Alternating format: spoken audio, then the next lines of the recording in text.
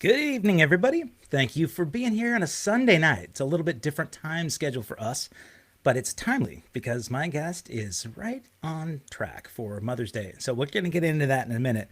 I really want to thank my sponsors at 5 Star Guitars. You can see them here. 5starguitars.com slash all access live is where you can get the greatest deals on guitars, accessories, repairs. You can get lessons from professionals like Jennifer Batten. Jennifer, you will know from her days with Michael Jackson, and she now does virtual lessons through 5 Star. She's got her Guitar Cloud Symposium, which is headed towards its sixth symposium. If you go to guitarcloudsymposium.com, you'll be able to get a front row seat with Jennifer. She just had a session with Steve Lukather. She had Dweezil Zappa. She has Robin Ford coming up on our next Guitar Cloud Symposium. So go to Guitar Cloud Symposium. If you're interested in playing guitar, let her know I sent you. Again, if you have come from any place else, please go to youtube.com slash all access live with Kevin Rankin. Hit the subscribe button and hit the little bell beneath that, and you'll be notified about all of my future guests, which I've got a lot of them and really cool ones. And you can go back and you can look at this archive because there's going to be so much information, especially if you're looking for empowerment. You want to find out how to develop confidence. And if you're a single mom and you're struggling with a way to make your path, especially during COVID, then my next guest is phenomenal for that. Her name is Neferteri Plessy, and she is a single mom. She became a single mom over a decade ago. She's got 2 different foundations that she's the founder and CEO of. Her nonprofit, Single Moms Planet, is what we're going to talk about primarily today. If you're a single mom, grab a notepad, take notes, and think Neferteri Plessy, or Nef, as we are told. That's her nickname. How are you, Nef? I'm amazing. Thank you so much for having me. You are amazing. When I was researching you, my goodness, man, you've got, I mentioned this off air. I said, you figured out a way to get more than 24 hours in a day somehow. Either that or you get a lot of help, right? I do have a lot of help. Definitely their father, my ex-husband, is an amazing dad. So we co-parent together. We have a great relationship, which is a huge blessing. I mean, really between their father and my mom is why I'm able to do as much as I am. You know, we didn't talk about this offline, but I'm a single dad. My children's father, sorry, that's me. My children's mother and I are really, I was really like, close. okay. Well, you know what? We were childhood sweethearts, and as happens sometimes, people grow apart. It didn't work, but we are respectful of each other, and I think very amicable. And it's important, right, for our kids. So, in fact, look at that. My son is one of the chatters right now. So he says, "Enjoy today's episode of All Access Live." We're going to be talking about you, Caleb, and how the kids cope with single parenting. So, before I even get into that, Neff, tell me about your journey, because I know that it's difficult sometimes when you are in the midst of it to be able to look at the situations you're in, and it's easy to get overwhelmed and lose focus. So tell me about when you became a single mom, how you were able to sort of pick yourself up from your bootstraps, even with help, and start to prioritize your life so that you can get to where you're at now. Oh my goodness. So at first I was a hot mess, right? So that was the foundation. Oh, I was like, what made you a hot mess? I was crying all the time. I was raised an only child by a single mother. Okay. And in my world, I just didn't imagine that I would be getting divorced. I didn't imagine that we would be co-parenting.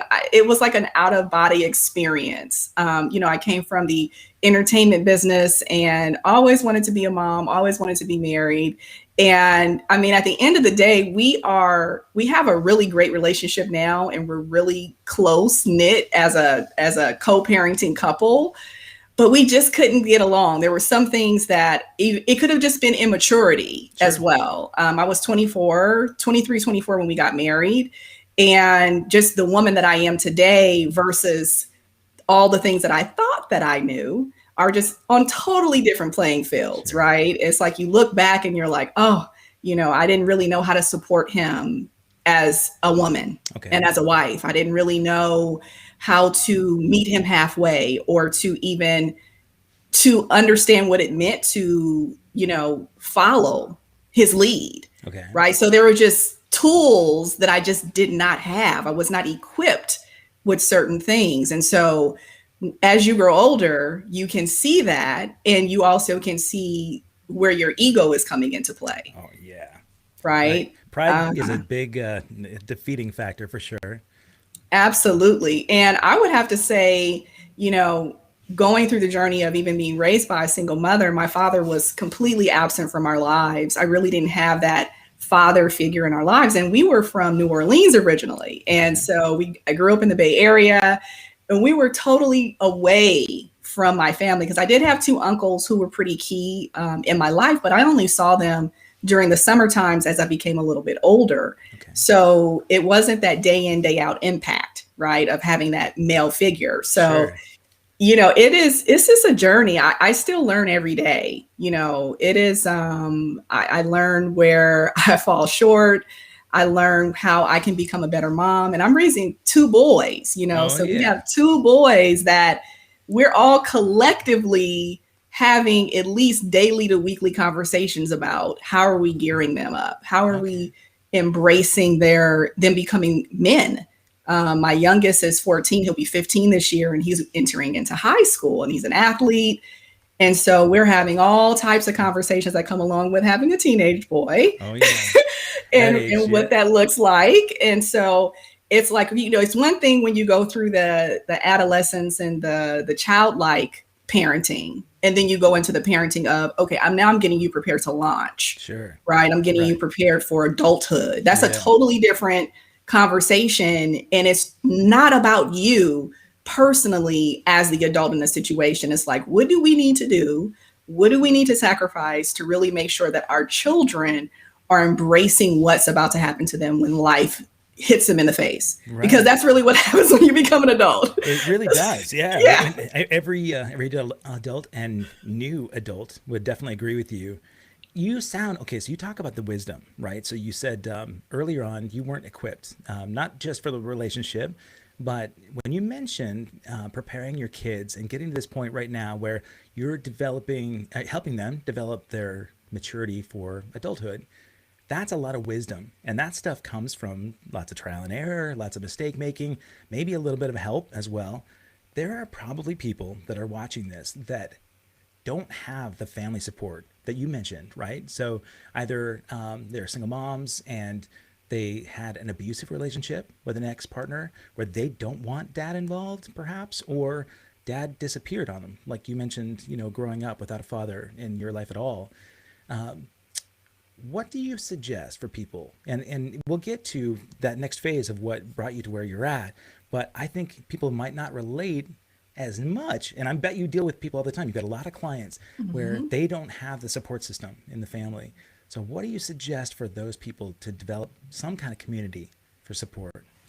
Absolutely. I would have to say that's how Single Moms Planet became such a powerful force, is that I grew up in that situation. My mom actually left New Orleans and fled because my father was abusive. And we ended up living with my great aunt, which was her aunt. And, my grandfather, who was in California, drove and came and picked my mother and I up and relocated us.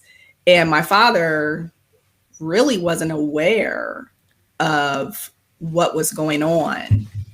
Really? You Okay. know, Yeah, yeah. didn't know that you left, where you went. No, Okay. no, he didn't know. And she purposely did that. Yeah. I don't think that she wanted him to know, just because of the abuse that was happening in the relationship. And so although I have a different situation, I am able to communicate with the mothers from all types of scenarios, Sure. all the way from how to co-parent in a healthy way to how to rebuild your life from scratch, because that's what my mother did. When she moved to California, she put herself through school, she put me into childcare, and then was able to really recreate her life for the first time. And I would just really say to any woman that is going through either of the situations that we're talking about, right? So we have women that are in our organization within Single Moms Planet that are in vitro, they adopt, they don't know who the father is at all.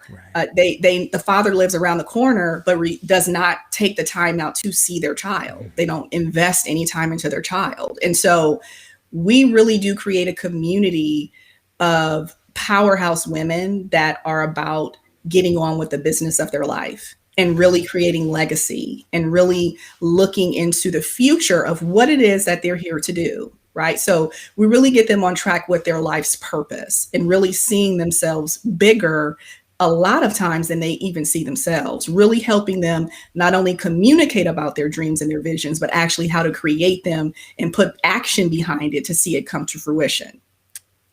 I love that. You know, the idea of the confidence, you talked about how you build them up bigger than they even knew that they were.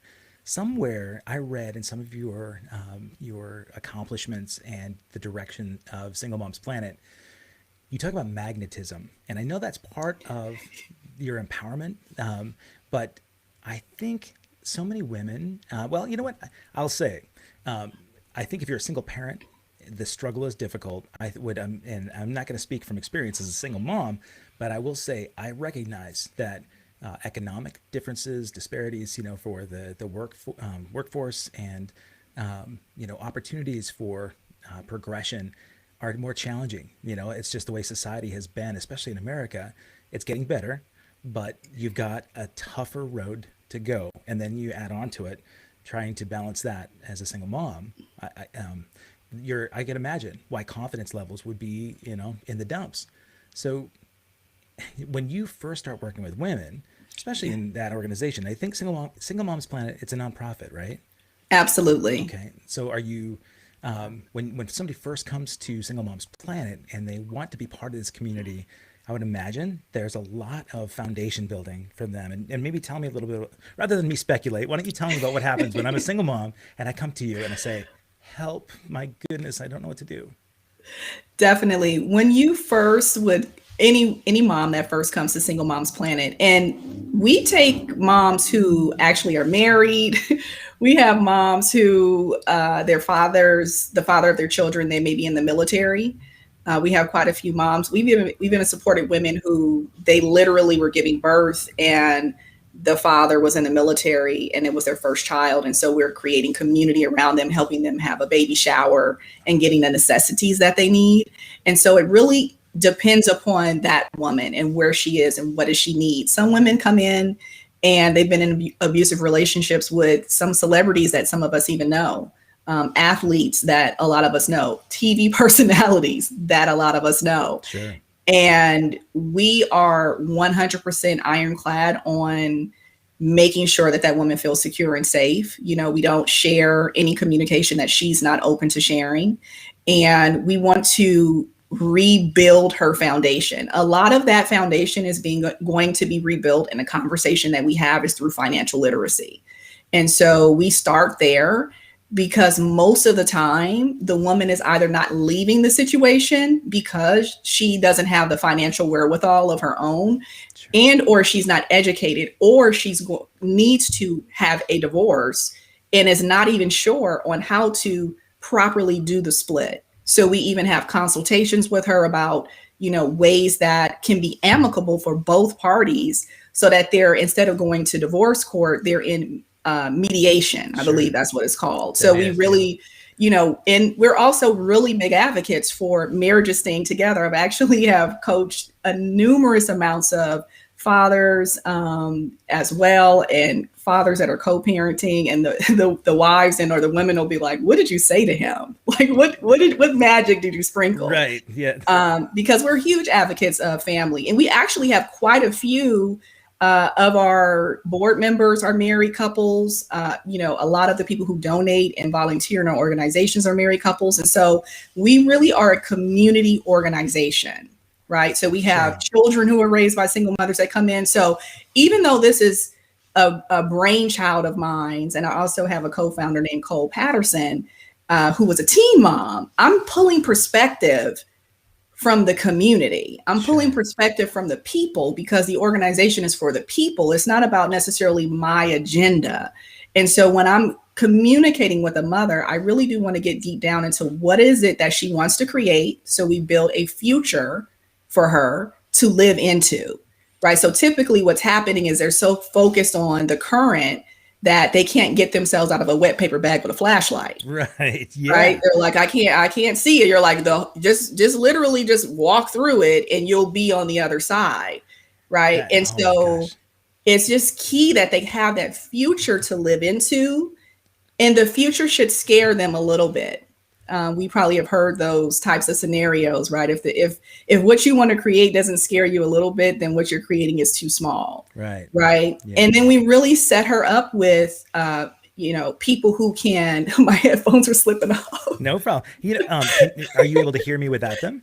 I don't think so. I Okay. think that because my mic, but then my hair is so slippery, I just pulled them back up. Your hair looks fantastic. I don't want to mess it up with the headphones. Thank Sorry you. about that. Yeah. That's my hairdresser, Chris Ann. She's amazing. She's actually a single mom as Nice well. job. So she gets the job done. Kudos to Chris Ann. Right on. Yes. But I would say 100% is rebuilding that life structure for her so that she has something to live into, but then also having accountability. And so we have groups of women that connect with each other. We have women that have moved in together, purchased properties, invested in real estate together, Wow. birthday parties, travel together, become lifelong friends. And so we really are about having that structure, having that community, having that organization around them to know. Sometimes it's just to know that someone's there to catch them. Oh yeah. Just like I said, I don't want to speak for single moms. I think anytime relationship breaks up in divorce, people feel broken. They feel alone. Mm-hmm. There's no way that anyone that hasn't been divorced can understand what it's like to go through it. And I would imagine you probably have a lot of people that come to you that their confidence is not only shot, but they feel like you mentioned they couldn't find their way out of a wet paper bag with the flashlight, right? Yes. I think, because life is so daunting, right? You're dealing with bills and taxes, and all of a sudden your tax structure changes, your financial situation changes if you're not the primary breadwinner, or even if you are, things change with taxes and the responsibility of the children and lodging. Finding a new home is always difficult because if two people split, somebody's getting a home or you both get rid of the home. But I know that a lot of people stay together, even if it's not good for the kids, because they're afraid that divorce won't be good for the kids, right? That's like the old adage. So when somebody comes to you and says, I really feel like my marriage is not working, but I don't want to leave because of the kids, I bet you that you get that 100% of the time. So tell me about that situation. We get that situation as well. When a mom is really steadfast on saying, I don't want to leave the situation, but it's not an abusive situation. They just don't want to be together. Yeah. I love counseling. I love therapy. I think that's when you need to create a roadmap for setting healthy boundaries. Oh, yeah. That's the key terminology. When you want to even potentially live in the same household or have that household be the main arc for the kids, and then you switch households. I've seen that as well, where both the parents rotate and the children don't. But I think the number one thing is not confusing the children. Make sure that the children are also clear, because if they're thinking mom and dad are together for the last 15 years, but they don't sense the love, they don't sense the chemistry, they don't sense any romance from the parents. Yeah. It is foolishness, really, because the children, they're smart. They know what's going on. And they, at the end of the day, they just want mom and dad to be happy. Right. Right. And so I think that it needs to be very transparent for the children. If you're going to say we're not going to be together, but we're going to raise you collectively, and this is how we're going to do it, and know your role. I don't think for their dad and I, for my ex-husband and I, we operate in roles. I love roles. I don't want to do everything a man does. I just don't. Yeah. I love being a woman. I love being feminine. and I love playing that role. Yeah. And I'm more of an assistant for what is needed in that moment. What do you need me to do for the boys to excel, and also for him to excel, because they're looking up to him. Yeah. He is their number one example of manhood. And the way I interact with him is how they're going to look for a woman to interact with them. Right. Right. So everything you do, just take the ego out, Yeah. and I would say that to any of us in just in general. Even if you're not a parent. Even if you're not, just Right. take the ego out of the space and look at life from the lens called "It's not about me." Right. Right. What if you showed up to life like that? What would it look like? It sounds to me like a lot of this wisdom has come from both. You mentioned therapy, that counseling and therapy has been good for you. For me, it's like taking vitamins. I mean, you have to do it in order to be a healthy person, right? And it's breathing, drinking water. It's all of those, necessary things, because you need perspective, you need wisdom from someplace else, because we don't have all the answers, right? Control. You mentioned getting the ego out of the way. Ego is all about control, right? And really, we feel like we can control every situation, which we can't. And we figured that out from the pandemic, right? I mean, the world shut down and every person on the planet was affected by it. And I can't control coronavirus. I can't control different states and how they handle those things. And, I can control getting the vaccine. I can control my little circle. And I read a lot about your stuff. You talk about the circle. So I think part of boundary setting that you talked about, important relationship foundation stuff, is about building boundaries, establishing healthy boundaries, and knowing where you have control and where you don't. So you get your ego out of the way. I would love to know because it sounds to me like you base a little bit of the interaction you have with Single Moms Planet on what you and the father of your children have been through. You've probably done collective therapy. You may have done that before. I'm not sure. But it sounds to me like there's been a little bit of trial and error maybe that's gone into what you've done, right? So you've learned, okay, well, that worked and this maybe didn't. Am I right? Absolutely. We have not had collective therapy, actually. He's done his own thing. I've done my own thing.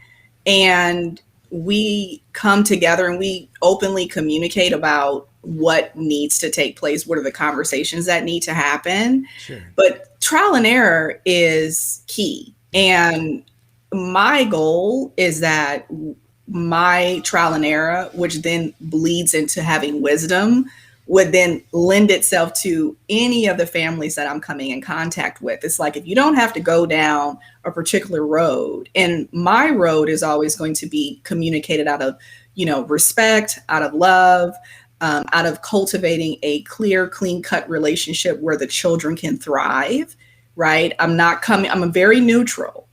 I've had conversations with husbands of women that are in our organization, and I will never share what I communicated with that husband about the scenario, no matter what's going on. Okay. Right. So I'm able to have multiple perspectives. Now, I'm not a licensed therapist or anything like that. I would just say I'm more of a common sense listener. Right. Now, have I always taken all of the advice I've given? Sometimes we don't, right? It's like, do as I say, not as I do. Yeah, right. It's like, so as I've gotten older, I am able to really step back and assess, like, wait, okay, if you're saying X, Y, and Z to someone else, like, make sure you're doing X, Y, and Z. And the same thing with my kids, because I check in with my kids.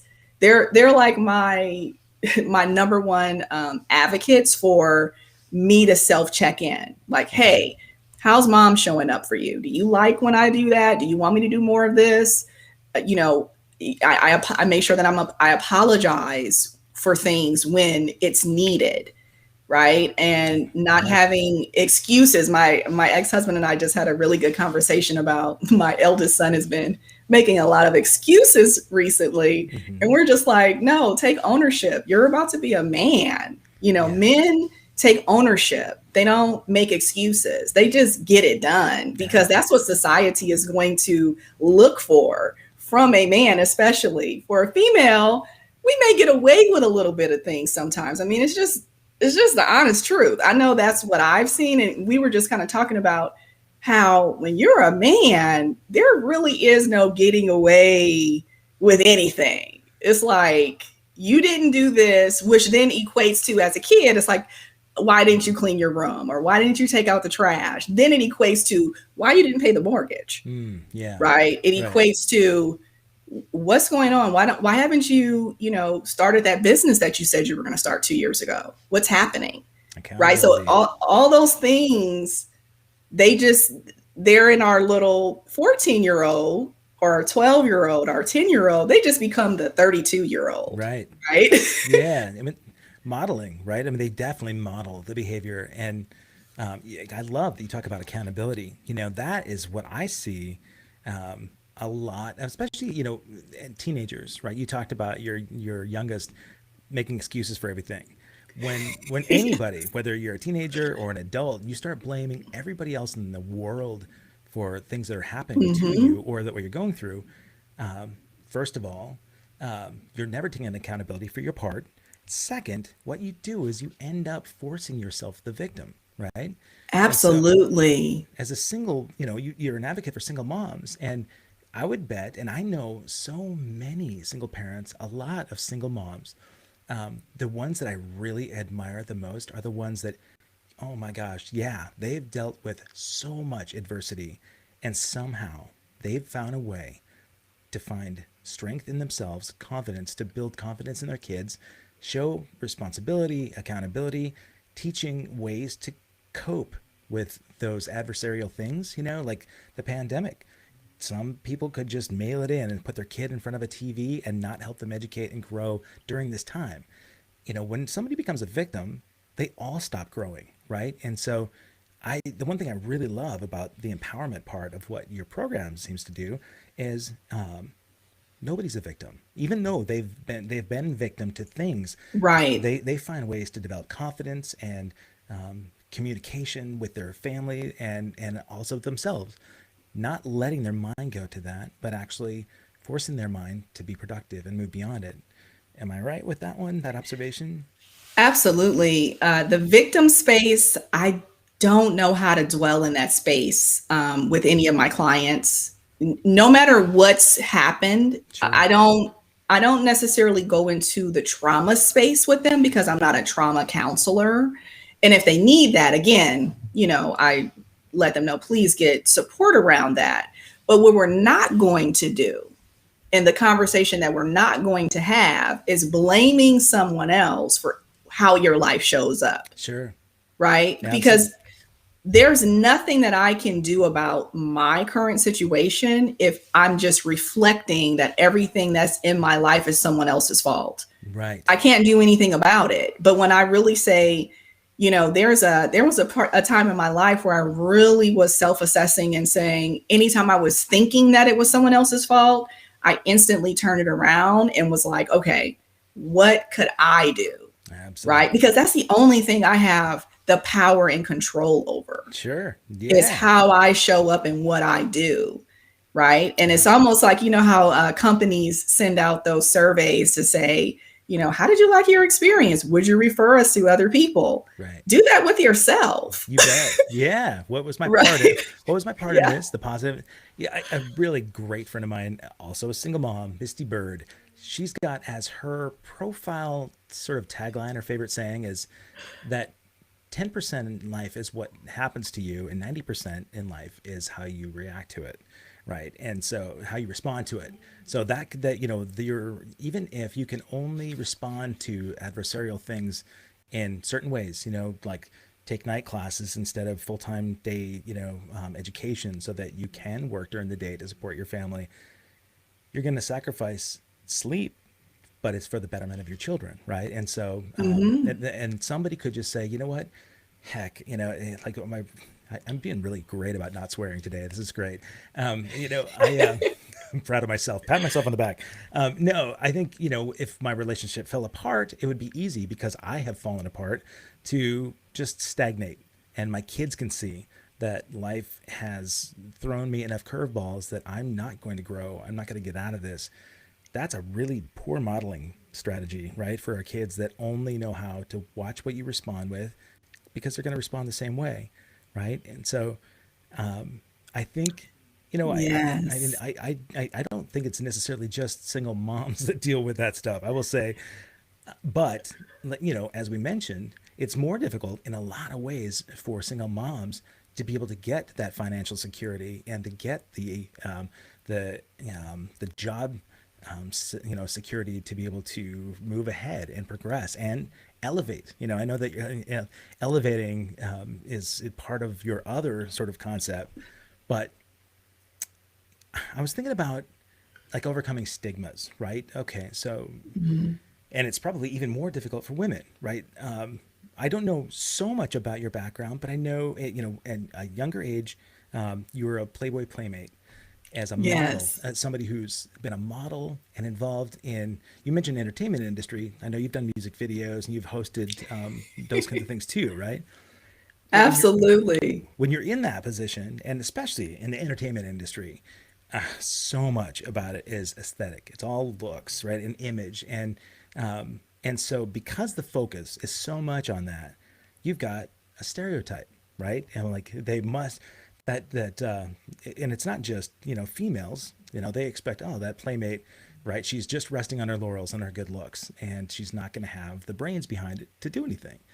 That's a horrible stereotype, but it's probably true that you've had to follow, I would imagine. And so tell me about how you've overcome those types of stereotypes and that kind of adversity to be able to get to this empowering stage. You want to talk a little bit about that?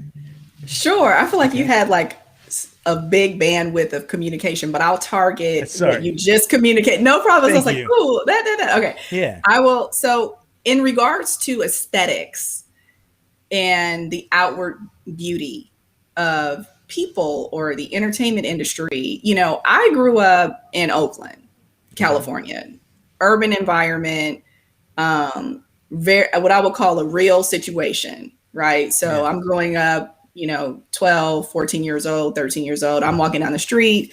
You have all the way from gangs, drug dealers, pimps, hoes, prostitution is, I think there were even prostitutes that actually, from my understanding, actually went to our high school. Mhm. And I remember the pimps would even drive around the high school to pick them up after school. And so I grew up in a very, even though I didn't really, I knew that I was attractive, but I didn't really grow up with a big head. If that, Okay. I didn't grow up with people just focusing on that. Hmm. I was very academic. I was in a computer academy. I was in a health academy. So I just happened to also want to be a model, right? But at the same time, there are moments definitely where I can recall where people are physically, as you grow older and I go into the entertainment space, they're just looking at how I look, Yeah. right? They Right. don't really know who I am as a woman and even having a conversation with me. I Sure. mean, even men that I've been around for many years that have just seen me maybe at an event, hosting something, or on a TV show or something like that. That doesn't mean that people know who I am. And even from the female space, I've had women think that, oh, she's stuck up. I've Ooh. heard this throughout high school. She's a bitch. And I remember I had girlfriends that would be like, well, have you ever spoken to her? Because she's actually the Sure. complete opposite of that. And she's very warm toward people in general, right? Yeah. And so I would have to say I grew up as an only child. So I was in my own little world. And my mom and I were like road dogs. And so my mother is one of my greatest advocates for my life. And she is very supportive of me. And she keeps it so real that I don't think I got to be on that high horse type of lifestyle. And so that's Sure. why you see, if you were to Google me and look at what I've created in my life, it is because I come from a foundation that's not built on how I look. Right. Right. And Beautiful. so you can still, now I know how I look and I know when I enter a room, I change the atmosphere and Yeah. I know I add value when I go into a situation and especially once I'm able to speak. Yeah. Right. So I know who I am. but it doesn't mean that I treat people a particular way because of how I look, right? Sure. And I would have to just say that's because of my mother. Yeah. I would definitely have to say that. And I've had some amazing people in my life that have, embraced me and even said, you look good now and you will look good for some time, but make sure you have something of value to offer when you enter a space, right? Make sure you research the people that you're going to have an interview with. How can you build your brand? What are you really creating? And how do you really build a legacy and invest your money, right? Educate yourself. Absolutely. Boy, mentioned the brand. I know that that's part of the other venture that you started. And I love the fact that you mentioned making sure that you add value when you enter the room, when you enter a conversation, when you enter a relationship in some way. I I know personally, I hadn't really taken a good look at that. I know when people do bring value that I really appreciate that person more. I think I value those kinds of relationships, but it wasn't a conscious effort to recognize that that's what they did. I would imagine that being mindful of that, not only in yourself, but notice the people that have an impact in your life, Mm-hmm. and see where people are bringing value. Because going back to what you mentioned about your circle, actually you hadn't mentioned it here, but you did mention it in some of the publications that you had, that building value around this close circle is really important. And it's one thing that I'm working on, healthy boundaries to keep my circle small and close to me so that I'm not so spread out and I can really get deep and real with the people that are close to me. When you've got, Mm. say, the clients of yours, single moms, where they feel, again, like I said, broken, not necessarily victim, but they don't really know which direction to go to even allow people in, right? It's because there's trust and maybe your defense mechanisms are up. So when you're defensive and you're fearful and untrustworthy, distrustful of someone, then you're not really able to develop a relationship and develop that community. So in this empowerment piece, maybe do you have clients that go directly from Single Moms Planet to your Elevate organization? Elevated strategist. Yes, I Okay, do. okay. Absolutely. So how did they transition to that? Well, initially they're introduced to me through Single Moms Planet. So it could be through a luncheon, it could be through one of our panel events. So we have panel events, we have award shows called the Single Moms Awards that attracts over 500 people around the world. We have our Smart Mommy, Smart Money panels that also we have at least 100 to 500 people attend those panels as well. And so they are being introduced through, I would say, an elevated experience of what single motherhood looks like. Okay. Right. And the reason why I even started Single Moms Planet also was because I wanted to shift the way that people intake the terminology single mom. Okay. Right. Because I thought my mom was like adult mom. Like, she's amazing. She's about her business. She has her retirement intact. Like, she always was educating herself. I've even put her through some classes myself and paid for some education as I got older and started making money. Right. Yeah. And so I'm like, wait, I know a lot of moms like this. Why aren't we communicating this in the media? Why aren't we sharing these stories? It's more so, highlighting the struggle stories or the drama stories. And that just wasn't the women that I was meeting. I was meeting women that were lawyers, doctors, investors, real estate agents, and, multimillionaires, billionaires that are single moms, self-made, multimillionaires and billionaires that did all of this while raising their children, some of them completely alone. Amazing. Right. Yeah. Putting themselves through school, teenage moms, and people weren't just having these conversations, and they were also making it a African American or Black and brown topic.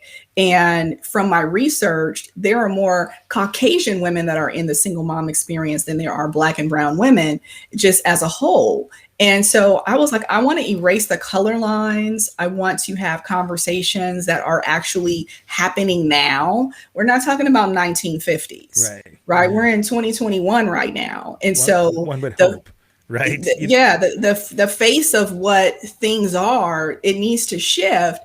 And there are a lot of women who don't necessarily want to be married. They just want to adopt, or they Sure. want to have a baby on their own. So they do in vitro, or they haven't met Prince Charming, or, all these kind of fairy tale energies that we get, or they just don't want to be in a relationship with Sure. anybody. Not Yeah. everybody wants that, Right. but they may want to raise a healthy, happy child, right? Absolutely. Yeah. No, those women that you mentioned sound like they've got that part figured out. They've made a conscious decision that that's what their attention is not on having a partner, but they do want children, right? Either the maternal Mm-hmm. instinct is there, or they really feel that they can contribute to the benefit of a child, to raise them in a healthy way. There's a lot of confidence there, and I will tell you, to me, there's nothing more attractive than my single mom friends that have their shit together. I'm so proud of them when because I know that it's never been easy. Nobody has it.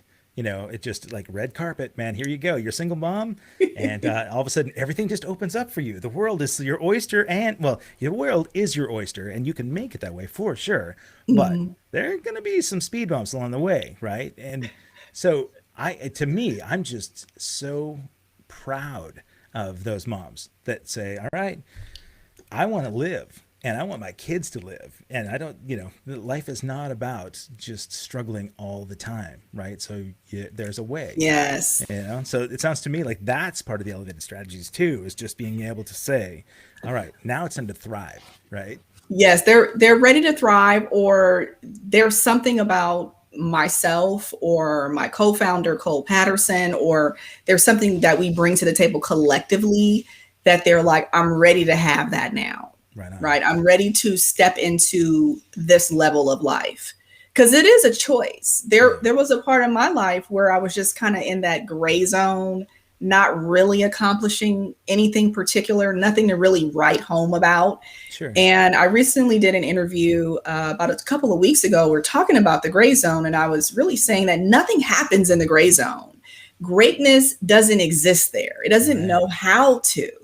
And so when you really want to create something and you want people to know your name, right? Mm-hmm. You have to really take a chance and step into the fullness of what that is. And you can't do it not without making choice. You have to make a choice. You have to stand in that choice and say, I'm choosing this, and know how you're going to show up for it.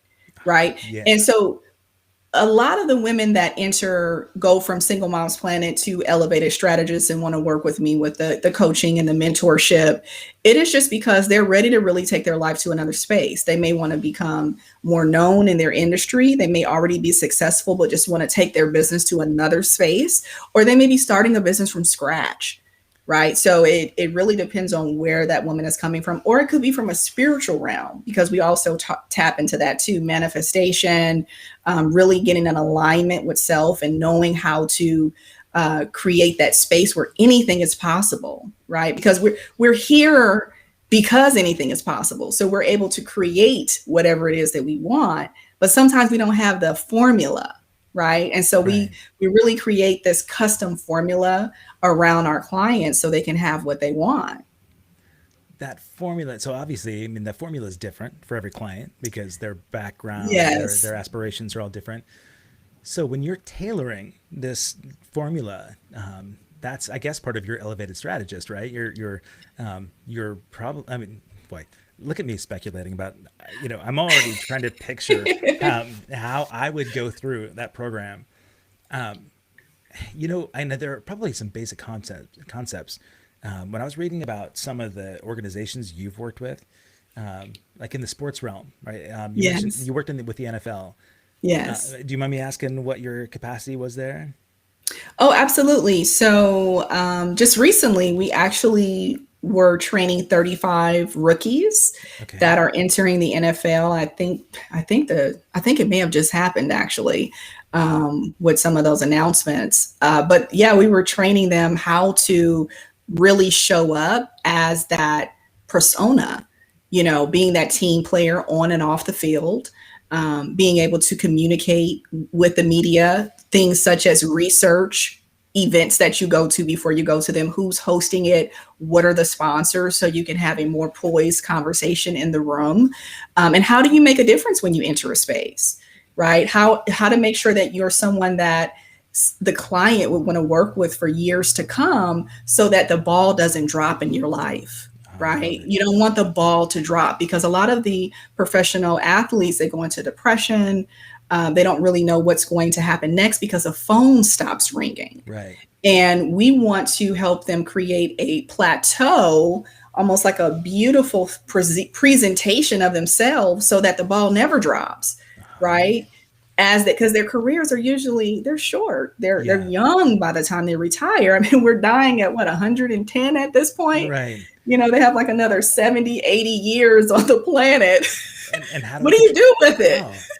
Oh, I love. There were so many things that you just said right there that, you talked about educating rookies on and off the field, where to build your value, bring your value, how to establish this brand, and I mentioned NFL. Like for me, I'm a huge Seattle Seahawks fan. I've been a season ticket holder for over 20 years. Russell Wilson, to me, Oh, embodies yes. exactly what you're talking about. When I hear him being interviewed, he rarely talks about individual team or individual player kind of things. He just talks about wanting to be great every day. He said, be great every day. Mhm. Not only every play, but involvement with his kids. He does a lot of work with Sierra as well. And they're both promoting this kind of attitude. So much of it is attitude, and a lot of it is commitment to that attitude. uh, you know, what I really love about that is that if somebody's not directly involved in the NFL and they have an opinion about football players, it's kind of the same opinion they might have about playmates, right? They're thinking, Sure. they rest on their muscle meat and not not the meat that's up in here, right? And so I think I'm always really impressed too when I hear a football player that uses their position as a platform. And I'm not talking about just like a political platform. I think it's great when somebody can affect change, but when somebody uses their platform to make their environment better, you know, I, Yes. I on this show I talk a lot about legacy, and so I mean, I'm interested in this about you, okay? Because there are a couple of like fun things I always like to know from somebody, and I'll put you on the spot. I want you to think about this in the back of your head. I'm going to ask you about your guilty pleasures in a second. Somebody that knows Hmm. Neff, what they'd be really surprised to find out about. But before we do that, I love to talk legacy, right?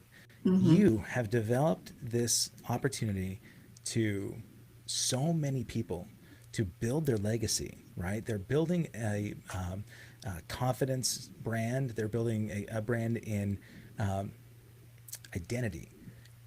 You mentioned the football thing. A lot of football players go through the identity crisis, and that's where the depression happens. Moms also, and parents, but they talk about the empty nest kind of thing. When baby bird flies the coop, the identity of being a mom, which the maternal instinct has driven their whole life, all of a sudden, when mom isn't needed as much, even in those teenage years, right? I see the identity crisis thing happening. I know myself, the pandemic caused an identity crisis. I was the drummer that was traveling the world, and it's something I really thrived on.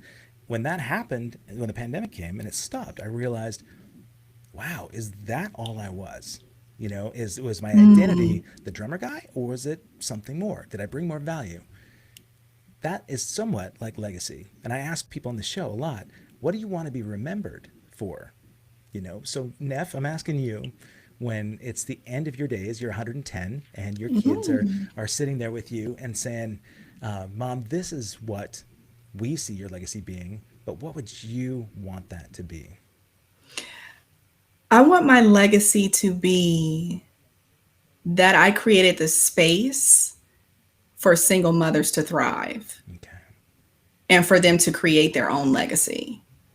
I'm the legacy maker. Yeah. Facilitator. right? Mm-hmm. The conduit. I love that. Absolutely. Yes. Okay. Mm-hmm. Now we can make it less serious, right? Okay. You've had a couple of minutes. The guilty pleasure thing. If if you got together with your friends on a weekend, even though they think they might know you, what would they be surprised to find out about with Nev?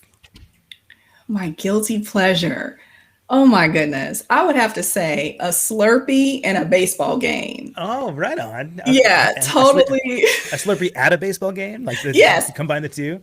All You right. combine the two, especially with one of those little comfy chairs, those pop-up chairs, I'm Yeah. all into it. Yeah, I, absolutely. and like a major league baseball game, or does it It could matter? be major league or it could be little league Really? even. Yeah, I Okay. mean, I'm totally into it. I was just at I've been on the baseball field this morning since 11 a.m. Wow. Both of my boys had games. Their father was a professional baseball player. Okay. It's just been we're a baseball family, and Yeah. so I love it. I love the professional games.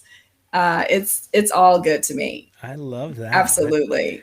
It's great that it can be a family thing too for you guys. I mean, obviously, Dad's got to be proud that his kids are playing, baseball and little league, and as a pro baseball player, you want your kids to kind of grow up with that, Yes. but also the fact Yes. that you're completely involved. So, I like am. I am. that identity crisis thing, right? I will say from personal experience, and I hate to out my ex-wife about it, but we talk about it a lot. Her whole life, was all about being a mom, being a great mom, being an involved mom. Yes. And early in my life, well, we were together since we were 12, right? So when we were first together, as I got older and into drumming, I thought, I want to be a rock star. She wants to be a mom. I said, I tell you what, I got a deadline for me. If I'm not there by 28 where I want to be, then let's focus on a family. But I'd still want to be with you forever if you're cool with that. We got to that point where 28, we decided to start having a family, and really great things started happening to me musically right then, which there was a balance. But really what happened is my ex-wife ended up being not a single mom. I was an involved parent, but she took on a lot of the responsibility at that point. And because her identity was previously being Kevin's wife and then the kid's mom, when the kids got older to the teenage point where they didn't need mom there every minute of every day, that was an identity crisis that was really tough to deal with. And I would bet that you probably have that situation with some of your moms too. So you want to talk a little bit about how you cope with identity crises? Definitely. The mommies are terrified at different phases, Sure. all the way from if they are co-parenting and dad is going to have the children certain amounts of days, they're, freaking out. They're in the chats going, what do I do with my life? The kids like 2, they're like, their life is over Right. because he's going to be with dad 3 days a week. They're like, I'm done. Yeah. Right. And then we're like, just gather yourself. And you got to get a life outside your kid. Yeah. And a part of that could just be not doing anything and doing it on purpose, right? Like choosing the space of nothingness, right? So sometimes we get into this habitual behavior called busy. Yeah. And I don't train any of my clients into that. I don't teach that within Single Moms Planet. And I don't make that a part of my life. I used to have busying. And you actually don't produce anything except for just exhaustion.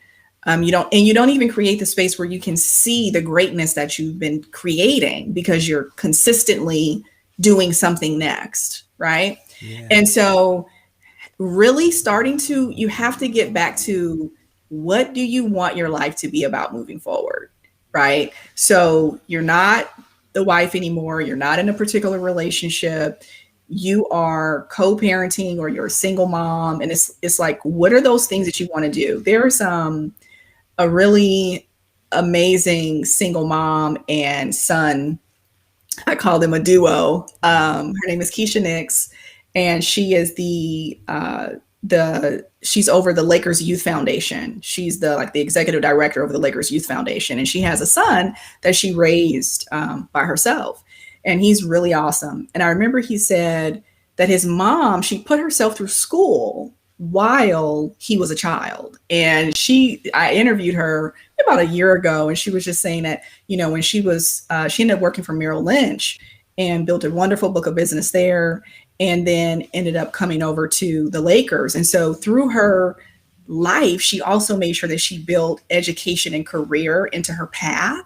And her son was along for that journey. She had continuous communication with him, and he has so much respect for her. When he graduated from high school, they were able to take a trip to Dubai. Right. So he was like, instead of her sitting there dwelling in why her life wasn't working or what was going wrong, she was able to actually, create a new life for herself and for her son that he can enjoy now. Right. And go to college. He went to college and graduated, and now he's a pastor, and he also works at Merrill Lynch as a financial advisor as well. And so, ladies, let's not sit back and complain about life and how it's happening to us, and create a life that we make happen. Yeah, absolutely. That 90%, how you react to it, right? I mean, I think that's a great lesson for all of us, but you're absolutely right that it would be, if you were back in the 50s, right? That's kind of the role that you were supposed to take, right? Instead of finding ways to thrive.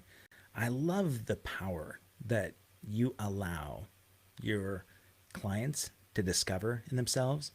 I had my guest last week, I had a guest, Yarrow Craner, who founded this Hatch organization. Prior to that, he had Super Dudes, which was an organization based there in LA, where it taught youth an opportunity to see the superhero in themselves. They did community events where they would build points, and they would essentially become a superhero. And it was tied into real major name people that would help encourage that behavior. So Shaquille O'Neal was a big partner there. Oh, my pug is snoring. Sorry. Hey, come here.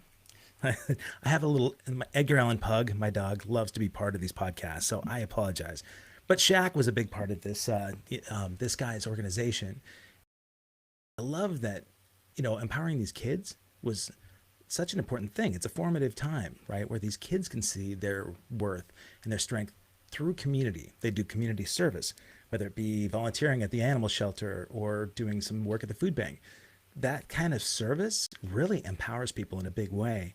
And it seems like you're doing that with your organization, as a nonprofit, being able to empower women and single moms where they might not get that kind of support elsewhere, I think is a massive wave of service.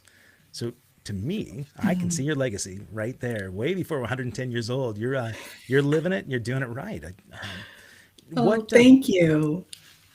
I know that you typically have the Mommy Awards, right? The Single Mom Awards. What are the qualifications, or what's the criteria to become like the Mom of the Year?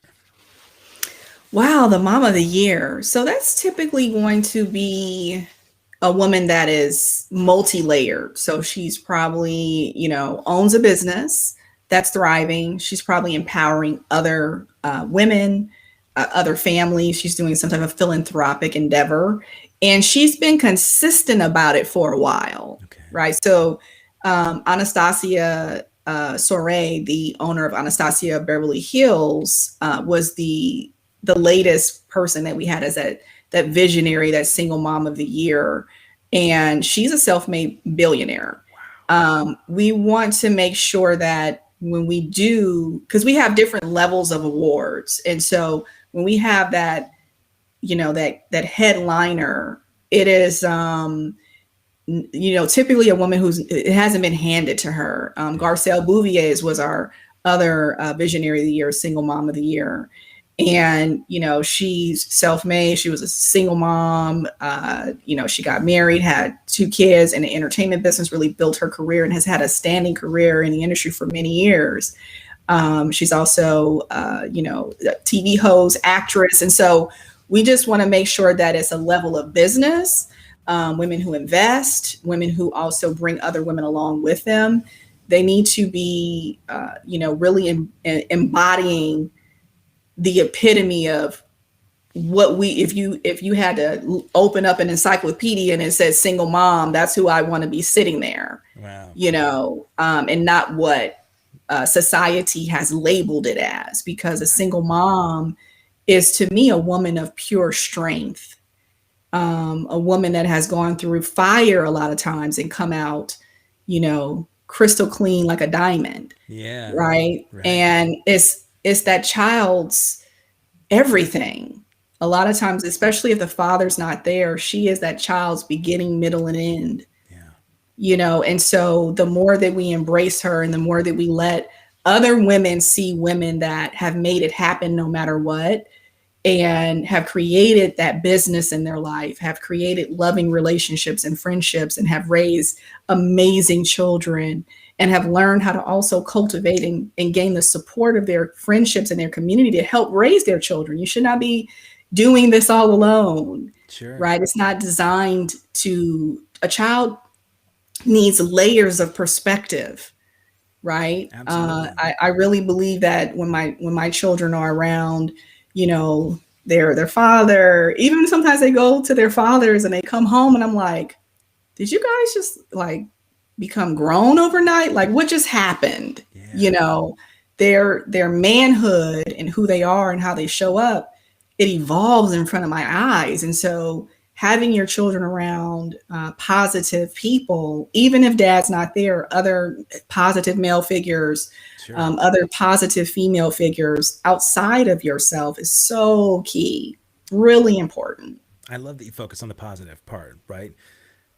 When I read some other comments that you had made about it's important to see who you're sitting next to, and I don't know that I paraphrased that right, but Yeah. look at who you're sitting next to, and would I want to be that person, in that chair that someone else is sitting? So basically, look at who your influences are, and surround yourself with people that you respect and value. So when your kids, even if they're not around, say their father, but you mentioned surrounding themselves with positive perspective, it's so important for all of us, right? I mean, as a single mom, I would imagine if their pattern had been they had a bad picker, right? And they had consistent bad relationships.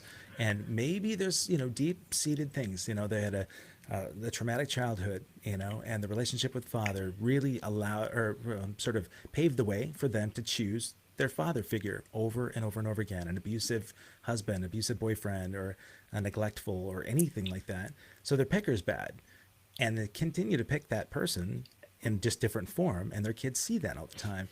It's important, right, to choose wisely, to get your picker squared away so that your kids can see the positive influence. It sounds to me like you've really you've nailed this down, helping women and single moms, discover ways to do that, ways to involve your community in a real positive manner. When they go to singlemomsplanet.org, are they able to get resources right there, or how do they engage with you so that they can get to the next step? There are some resources on our website at singlemomsplanet.org, but we typically have most of our communication inside of our online community. So you can actually sign up for the online community at no cost. It's free. And you're able to share, get resources, referrals for communication.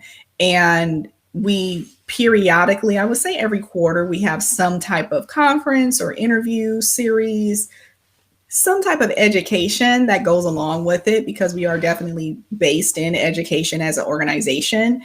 We also are a community organization. We started off with really everything. 90% of our communication was face to face, but because of the pandemic, Right. we had to do a pivot, which wasn't difficult to do for us, actually, because some of the content that we already had was thriving online. Okay.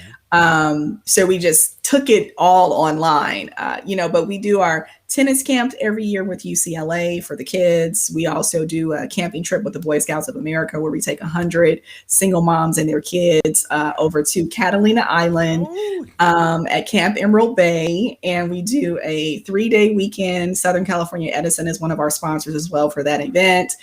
And it is amazing. They get to go kayaking, rowboating, snorkeling. They get to learn how to sail. Wow. They do archery. We do campfire and, stories. It's just a really incredible experience. And so we want to always make sure that we're balanced with that community for the moms, mixed in with educating the moms and the children, and then also having community activity for the moms and the children to bond as well. I love it. You know, and a selfish note, I will say Catalina is one of my favorite places in America for Yes, sure. And I'm it's performing there. gorgeous. One of our first gigs coming up again. We're playing there the 29th for the Lost 80s Sail Away cruise.